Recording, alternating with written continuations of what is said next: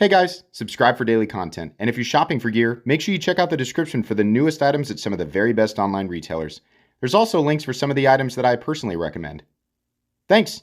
What's going on YouTube? Metal Complex here, and today I've got a very interesting knife review slash knife overview to share with you guys. This is the Vanguard Knives and Tough Knives Nakiri. Now, this is a designy knife, right? The first thing that people are going to notice is it doesn't have a tip. It can't be utilitarian without a tip.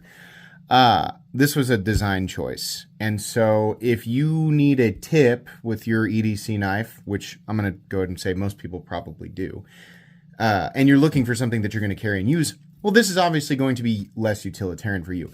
But this type of knife caters to somebody who might use knives, but is also an enthusiast. And if you take a look at Tough Knives, like the work that Jeff Blauvelt does, you can tell that he's definitely trying to create things that are visually interesting. And this is visually interesting. It's just it's a blade shape that is kind of odd in that sense, but it also works. The whole aesthetic of the knife really works, and it makes it really cool. And it makes it, a little more unique and a little, something that's less forgettable in today's incredibly oversaturated knife world, where we've all just kind of, we feel like we've seen everything. This knife also does some stuff that I think is really cool. It's a really good idea, something that I hope we get to see more of in the future. And it's also, I think, a pretty darn good value considering we're looking at semi-mirror polished DLC M390. Very, very cool. This knife is available in a few different configurations. I will link it down in the description. It does help my channel when you use those links, but that's entirely up to you. Thanks so much to DLT Trading, actually, for sending this in. Thanks to my patrons for supporting me. And make sure your notifications are turned on for the Metal Complex YouTube channel. So let's go ahead and measure it. Overall length of the Nakiri coming in at 8 inches. Blade length is coming in at, believe it or not, 3.75. And your cutting edge, which I have to scoop back here, because it actually does slant inward. The cutting edge is coming in at about 3 1/8. Let's do some size comparisons. Any custom skills you find in this section can be found down in the description under Original Goat and Others, up against the 8010 and my own Excalibur here. You can see that this knife is not, it's not absolutely massive. It's, it's not the same size as these knives. These are about 8.5 inches, but it's also not like a little tiny dainty knife either. Let's go ahead and put it up against the Benchmade Griptilian. Where is the Benchmade Griptilian, or in this case, the Ritter Hogue today? There it is. And also, we're going to do the Hogue Deca, probably the most comparable with the Benchmade Griptilian. A little out of order today, and also up against the Spyderco PM2 and the Spyderco Para 3. Okay, how is the action on this knife? I have come to really enjoy Vanguard knives. I don't know if they're their own OEM, if they're somebody who we're all familiar with, and they just don't name it. Whoever it is does a really, really good job. The action on this knife is spectacular. It's very smooth. You can actually run that blade all the way down with your finger and never feel the bearings rolling. It just feels like it's gliding along a smooth surface. It also has a really, really nice detent. This is a knife that you have to use this slot to open. It's not really incredibly doable from the front, but reverse flicking it is insanely easy if you're familiar with reverse flicking. And I can use all the way down to my pinky there. It's going to be a fingerprint magnet for the entire length of the video. But yeah, you can use your finger to reverse flick it in pretty much any position that you want. This is very familiar to me. It's not familiar to everybody. If you don't like reverse flicking knives, then this might not be for you. But if you do like reverse flicking knives, it's great. And the access to the lock bar is also great. The pivot action is great. It just feels really, really good. Let's go ahead and do carry profile thickness up against the Spyderco Para 3. It's really not all that thick. It's just maybe slightly thicker. Length and height up against the PM2 and Para 3. A little bit tall, not anything too ultra crazy though. It does feel fairly bulky in the pocket. I mean, it's not a lightweight knife.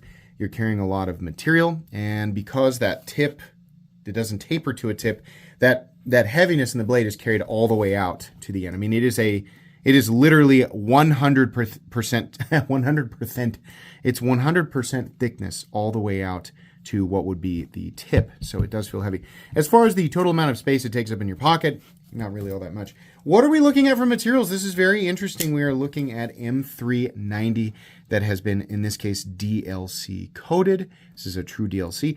And then it has a semi-mirror finish. Now, I want to be clear about this.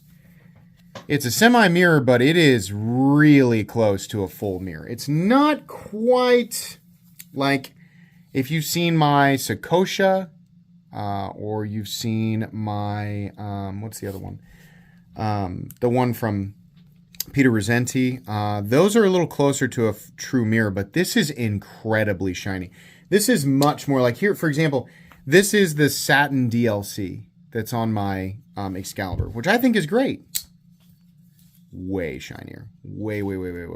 So you have options for semi-mirror DLC, semi-mirror non-DLC. You also have options for just like a plain, I think it's either like a stonewashed or a satin, both in DLC and non-DLC, and those are your least expensive. You also have one option, there's no DLC, you have one option for the most expensive version, which is a true mirror, a full-on mirror, and that guy's a little more expensive.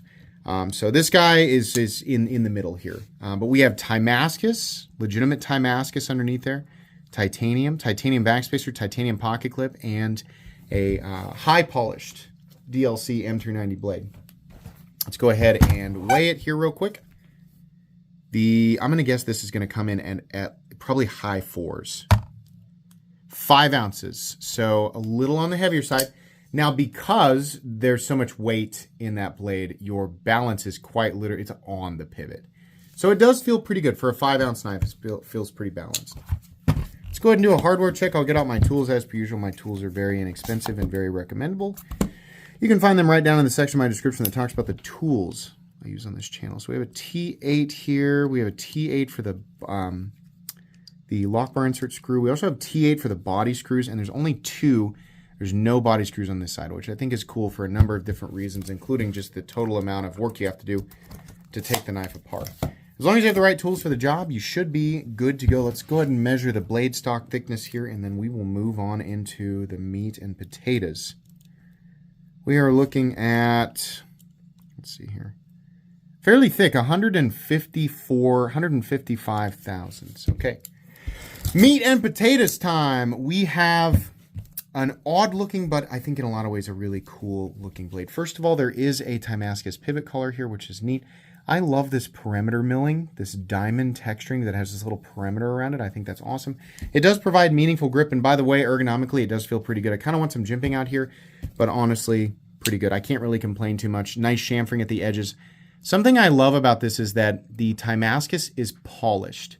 So it's very shiny, and Timascus, you know, usually, I mean, you can like not polish it, make it duller, but whenever you touch it, your finger oils dull the vibrance of the anodizing. So this is polished, which means if you touched it, it would like look, you know, foggy.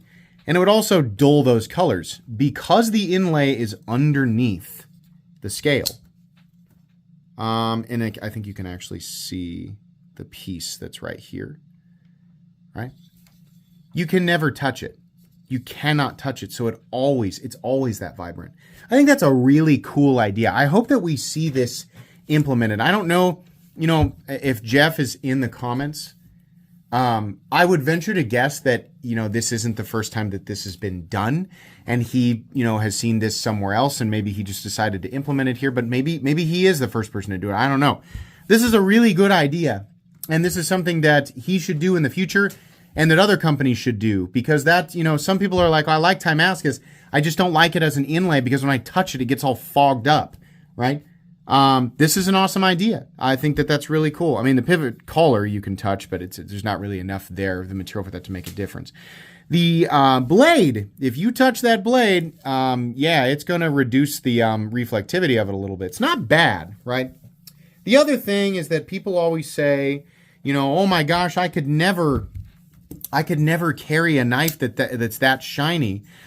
Because I'm afraid of getting it all scratched up. Now, first of all, I got to wipe down my gross fingerprint off of this so we can see here that this is a clean blade. Okay, now, there is hard enough material, and I could push hard enough with certain things. Like if I went outside and got like a rock, or maybe if I like kick this knife across my driveway, one of those impacts might be enough to scratch this. But DLC is insanely scratch resistant. So the normal things that your knife would come in contact with, right? Like let's say, for example, this other knife blade. That's not going to be enough to do anything to this. It will literally do nothing to it. This is part of the reason why I push so hard for my own knife and for all, knives. Like within the last 2 to 3 years, I was like, we should be doing DLC optional on pretty much everything. And now, it's mirror polished. I think they do the polishing first and then they apply it afterwards. But yeah, if you're ever worried about like scratching up a mirror polished blade, just get a DLC one because you can use it freely. I mean, even running this into staples, now your edge probably take damage from that. But the finish, no, not unless you huck it across your driveway, right? It takes something that's really, really hard and a lot of pressure to actually scratch DLC. I've put both of my Excaliburs really like through the paces, and all that's on this one is just like smudges and stuff. But it does not actually have any real scratches. There's nothing in the finish here that is actually scratching all the way through. A lot of people are like, oh, this is a lie. I have Spyderco knives that are all scratched up. And I venture to guess a very small percentage of those people have actually used their Spyderco knives hard enough to scratch them. The other 99.9% of people carrying around a DLC Spyderco knife, it's kind of that chalky finish, they don't realize that what they think are scratches is actually just pulverized material that's been ground into the little micro pores on the surface of their blade. That is far more likely the case because Spyderco's DLC finish is more chalky and I guess porous. When you drag the blade across something that's really hard, it leaves what looks like a scratch. But in reality, it just ground that material into powder against the ultra hard DLC surface. And I always tell people, get some break-free CLP and really rub it in there and then wipe it off and then wash the blade off with hot soapy water and then, dry it out completely and maybe do another, keep doing that over and over again. And you'll find that those will go away. But if it really gets stuck in the surface there, then it's always going to look like a little scratch. But it's very, very unlikely that you're actually scratching the surface there. But anyways, I think this is a really cool look. I actually like this. Sometimes these sort of choppy, I don't know, whatever some people call this cleaver, right? I have no idea. Sometimes they look super corny. I think this looks awesome. It does curiously have an edge that starts out really thin here, like the bevel, and then it widens out. I think because of the grind that this is not an accident. I think that it is actually thinner down here than it is out here. And I think that this is just the natural, like that's just, I think that they're all going to look like that. Thinner here and thicker out here. And it is identical. This other side is absolutely identical. So usually when that's not intentional, and we see a little bit of variation between the two sides. But if you own this knife, then you tell me. I think it's, like the Sonora. A lot of people with the Machine-Wise Sonora, they said, oh, there's a flaw. Like the cutting bevel is so wide at the tip. And it's like, no, that's just the geometry of the steel there. And that's how they had to sharpen it in order to allow it to continue to cut. So if they kept that cutting bevel exactly the same height throughout, then you would have a much, much, much thicker cutting bevel down here. And as it stands, boy, I'm out. I am completely out of paper. We'll just use this. We got a spec sheet for a Wii knife here. Yeah, but as you cut, you can feel the edge thickening up. In fact, you can probably see it in the cut. As you go through that, the initial cut is a cleaner cut. It's still a bit of lifting on the edges. It's a lot cleaner at the beginning and it's a lot thicker. You can really see the lip that was created at the end of that. So yes, it absolutely can slice. But is this going to be the most efficient slicer ever? No, it's not going to be. Is it supposed to be the most efficient slicer ever? No, definitely not. Jeff Blauvelt knows how to design a super utilitarian knife if he wants to. In fact, I would venture to guess if you talk with a knife maker and knife designer, talk with anybody who's been in it for a while, they'll tell you probably that a super utilitarian generic EDC profile blade is the easiest thing to accomplish. And this is a flip-flopped thing, especially for new people. New people assume that, like, you know, achieving like general utility, or like, you know, creating a knife that's good and balanced and utilitarian, you know, for the average person, that this is some sort of mystical art. And everybody who's trying to make knives keeps tripping and falling down and making stuff like this because they're all just desperate to make a knife that's actually functional. And I think that most knife makers would laugh at that. I think they would say it's completely backwards.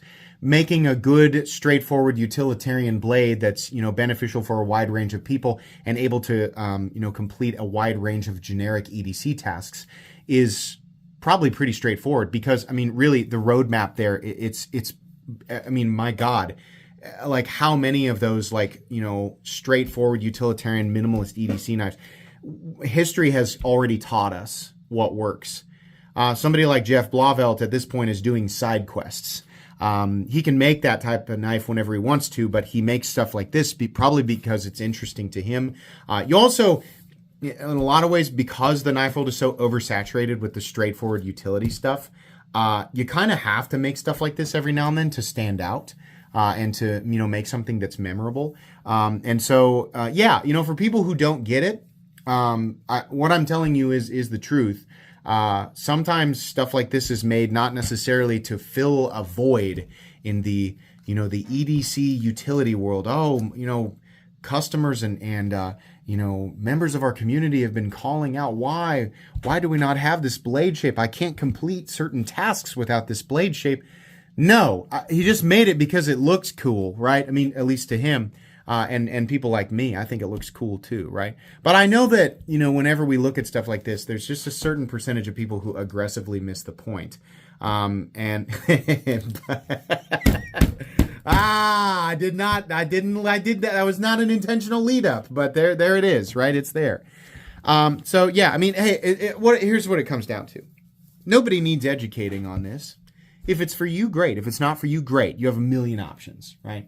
But here it is. I think it looks pretty cool. What are the lines for out here? Probably nothing. What's the fuller for? Really just access to deploy the blade. And I like the two little holes here. I think that looks really neat. I also like the minimal branding on this knife. I think that that's pretty classy. Just having the Vanguard logo and then you have the Tough Knives logo on the other side. Looks really, really good.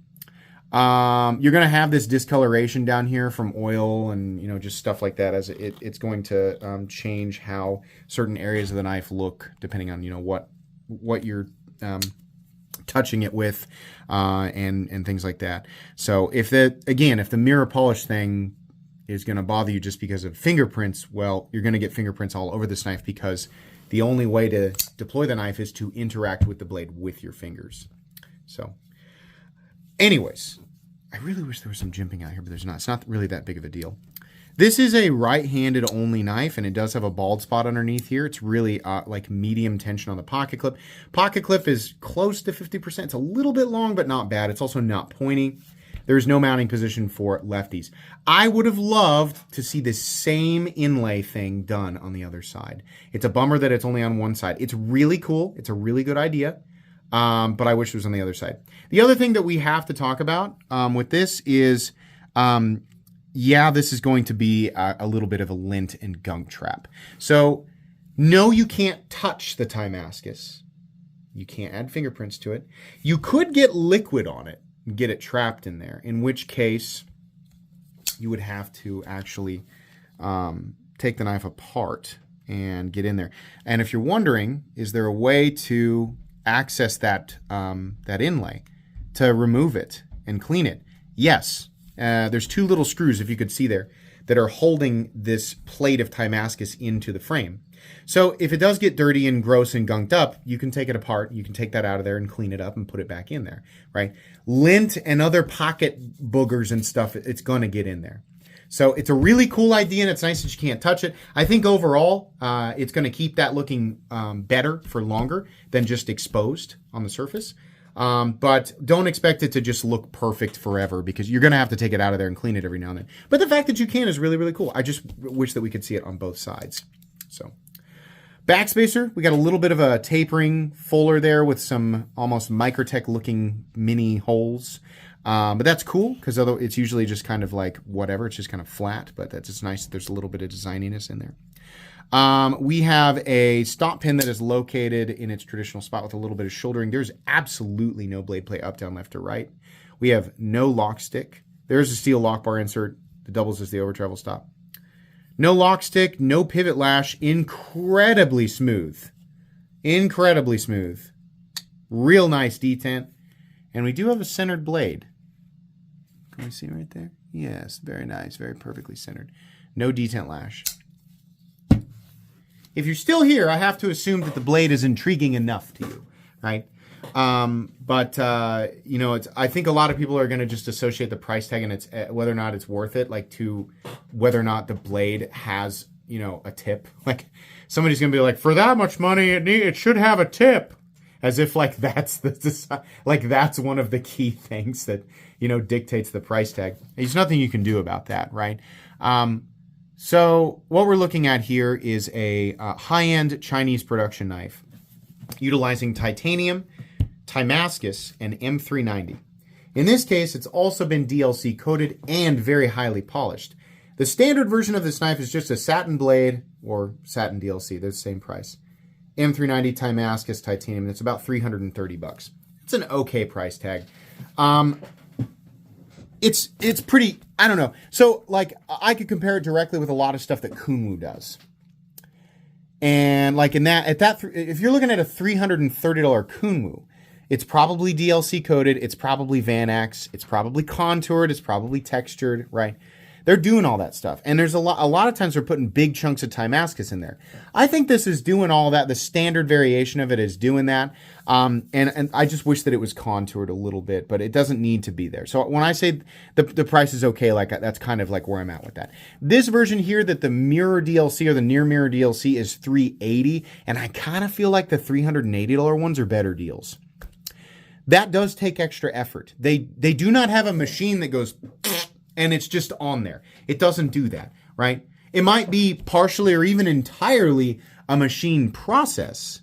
My guess is it's not. My guess is there's a little handwork in there, right? Either way, even if it is, the amount of time that it takes for the machine to do that, even if it is automated, is probably quite a while.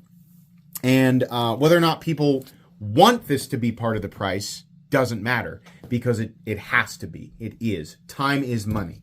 Absolutely. Whether it's manufactured and automated or it's a manual process, the manual process just makes it that much more expensive because it takes even longer. But this is absolutely part of the equation. You must factor it in. You cannot ignore it, right? It's not an emotional, like, emotions don't play roles in how much things cost to create. Facts and actualities play roles in how much they cost to create. All I can do as somebody who does not make this stuff is compare and contrast with other things on the market that are similar and at the same price tier. There are not many at this price point. Between $300 and $400, there are not. I mean, if you were comparing to the rest of the knife world, there are not a lot of things that are near mirror DLC between $300 and $400. It's just not a common thing. We see a lot of satin DLC, right? You see a lot of this. You don't see a lot of that. I think that's pretty cool. I don't think it'll be long before it's a fairly common thing. I think we've already seen some companies do this, like other companies starting to figure it out. Yeah, I think for now, this really feels like a pretty good price. If you are somebody who needs a tip on your knife, well, then this isn't for you. If you like the rest of the package, do I think that the price point is a good price point for what you're getting? Yeah, I do. The 330 is okay. The 380 feels really good. The full 500 for the full mirror, I haven't seen it, but I imagine it just takes that much more work. So I don't know. This one feels pretty solid. It's pretty cool. It's definitely not going to be for everybody. This is absolutely not a knife that I can recommend for everybody. It is a knife that I could recommend to people who are looking to kind of get the maximum that this part of the knife world is able to offer, right at right around the $350 range. This is pretty up there. They're really kind of pushing it. So I think this is neat. So I like it. I think if you like how this looks, you'll really enjoy the knife. For everybody else, it's kind of hard. I mean, like, this is a really unique, aesthetic that's really only going to cater to some people. So That's it today, guys. I will link this down in the description. Please make sure to follow me on Instagram at metal_complex. If you enjoyed this video, leave a like. If you'd like to check out my other content, I do, of course, have lots of videos of knives that are either expensive or inexpensive that I do or don't like, so check those out. And if you enjoy all my content, go ahead and click on that Metal Complex logo right there and subscribe because there's definitely more coming. Thanks again for watching, everybody, and have a great day.